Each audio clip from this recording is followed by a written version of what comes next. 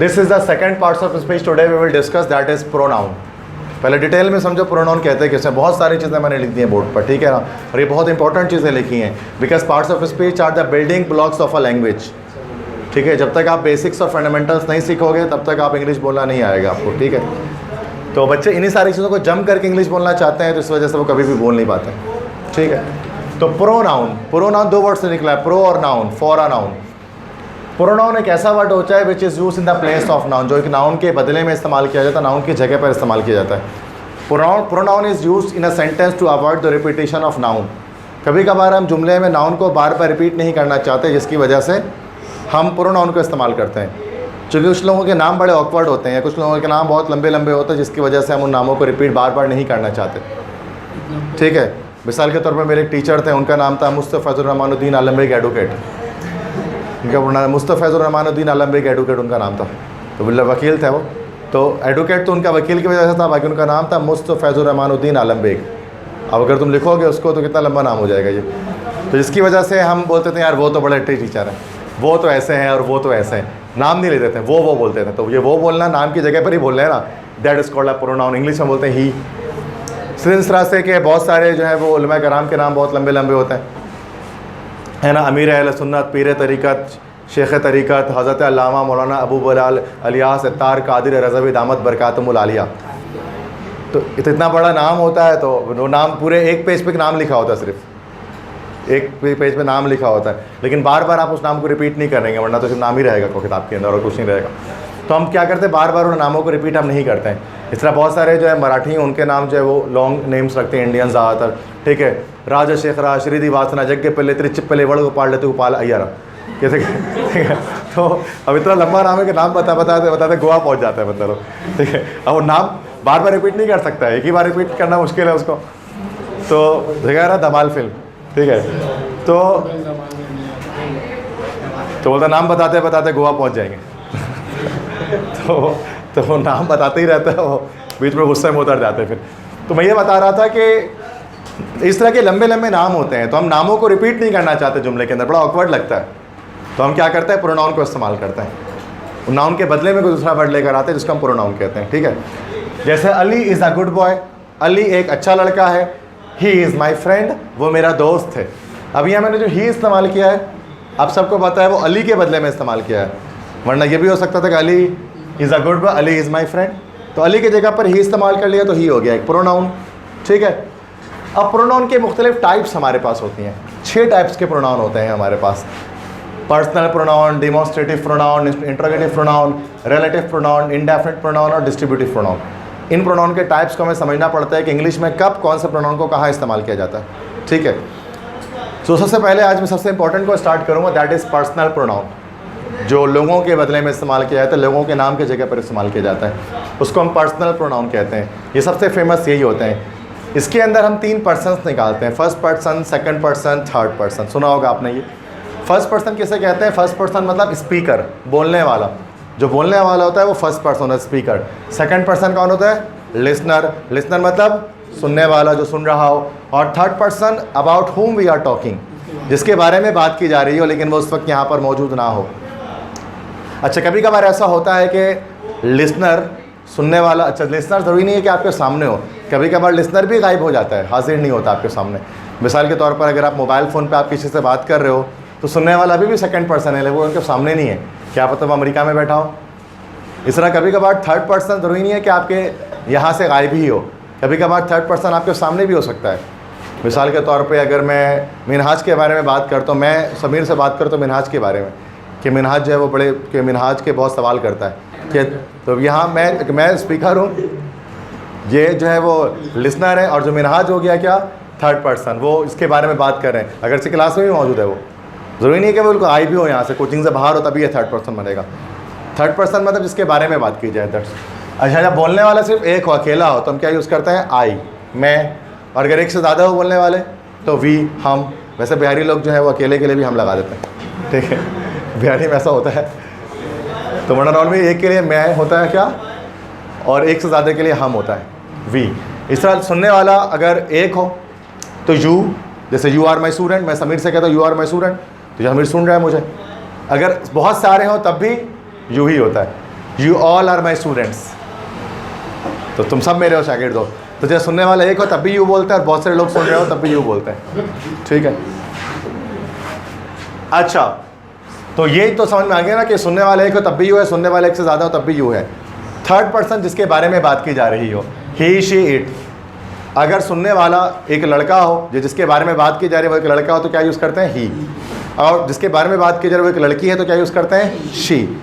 और जिसके बारे में बात की जा रही है वो एक बेजान चीज़ है, तो फिर क्या इस्तेमाल करेंगे इट। जैसे it is a chair, it is a mobile phone, it is a pen, it is a desk, बोलते हैं ना, लर्न लिविंग थिंग है, तो उस वक्त हम इट इस्तेमाल कर लेते हैं। इस तरह से अगर जिसके बारे में बात की जा रही है वो एक से ज़्यादा है, फिर हम क्या कह सकते हैं, दे लिखते हैं। जैसे अगर एक है Shahid Afridi, I like Shahid Afridi, he is a great hitter, यहाँ ही इस्तेमाल किया चूँकि वो एक है जिसके बारे में बात की जा रही है। I don't like Pakistan cricket team, they all are weak, ठीक है, मुझे पाकिस्तान क्रिकेट टीम पसंद नहीं है, वो सब के सब वीक हैं। तो यहाँ पर दे क्यों यूज़ किया मैंने, क्योंकि वो एक से ज़्यादा है जिसके बारे में बात की जा रही है, 11 खिलाड़ी हैं टोटल, ठीक है। बात समझ में आ गई यहाँ तक सबको क्लियर। ये पर्सन्स हैं, टेंसेस में बड़ा काम आता है ये फर्स्ट सेकंड थर्ड पर्सन, ये मैंने चार्ट बना दिया उसमें ताकि आपको याद रहे। नेक्स्ट अब आते हैं cases of personal pronoun. Cases से क्या मुराद है बच्चों, ये थोड़ा परेशान करने वाला टॉपिक है। क्या होता है कि आई हमेशा आई नहीं रहता, आई जब जुमले के आखिर में जाता है तो मी बन जाता है, बीच में आता है तो माई बन जाता है। जैसे ना मैं तुम्हें पढ़ाता हूँ, आई टीच यू, तुम मुझे देखते हो, यू लुक एट आई नहीं हो सकता, यू लुक एट मी। तो वही स्पीकर बोलने वाला क्या हो जाता है कि फिर वो आई से मी भी बन जाता है, तब वो केसेस होते हैं डिफरेंट इस तरह से, ठीक है। इसको हम कहते हैं केसेस पर्सनल प्रोनाउन के। तो ये टोटल हमारे पास 5 केस होते हैं, ये याद करना है। एक तो सब्जेक्टिव केस, मतलब सब्जेक्ट से मुराद जब जो सेंटेंस के स्टार्ट में लगे। एक होता है ऑब्जेक्टिव केस, ऑब्जेक्ट से मुराद जो सेंटेंस के एंड में लगे। आपको पता है कि सब्जेक्ट हमारे पास 3 चीज़ें, जब सेंटेंस हम बनाते हैं तो 3 चीज़ें होती हैं, एक होता है सब्जेक्ट, फिर एक होता है वर्ब, और देन क्या होता है एक ऑब्जेक्ट। सब्जेक्ट कौन हो गया भाई, सब्जेक्ट तो मतलब जो स्टार्ट में लगेगा, that is doer of an action, काम का करने वाला, ये सब्जेक्ट होता है। और ऑब्जेक्ट क्या होता है, जिस पर काम किया जाए, तो इंग्लिश में हम उसको क्या कहते हैं, that is called receiver of an action, जिस पर काम होता है, वो आखिरी में आता है, दैट इज ऑब्जेक्ट। जैसे आई टीच यू, मैं तुम्हें पढ़ाता हूँ, तो यहाँ काम मैं कर रहा हूँ, तो आई हो गया सब्जेक्ट, और यू हो गया ऑब्जेक्ट, चूँकि तुम पर काम हो रहा है, ठीक है। सब्जेक्ट सुनने, सब्जेक्ट जो डूअर ऑफ एक्शन हो, और ऑब्जेक्ट जो रिसीवर ऑफ एक्शन हो। अब यहाँ पर सारे मैंने सब्जेक्टिव केस लिखे हैं, यहाँ पर आएंगे ऑब्जेक्टिव केस। ऑब्जेक्टिव केस मतलब जो एंड में लगने वाला है। और जैसे आई जब आखिरी में आएगा सेंटेंस के, तो क्या बन जाएगा, मी बन जाएगा। उसके बाद आएगा पॉजिटिव केस। पॉजिटिव केस 2 हैं बच्चों, पॉजिटिव एडजेक्टिव और पॉजिटिव प्रोनाउन। पॉजिटिव एडजेक्टिव पहले लगता है, पॉजिटिव प्रोनाउन बाद में लगता है। मिसाल के तौर पे, ये मेरा कलम है, ये मेरा कलम है, ये मुझे बोलना है, तो हम 2 तरह से कह सकते हैं, दिस इज़ माई पेन या दिस पेन इज़ माइन। दोनों तरीके सही हैं, दिस इज़ माई पेन या दिस पेन इज़ माइन।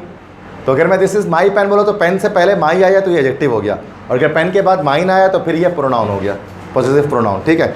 तो यहाँ पर माई हो गया पॉजिटिव एडजेक्टिव, और पॉजिटिव प्रोनाउन क्या हो गया, माइन हो गया।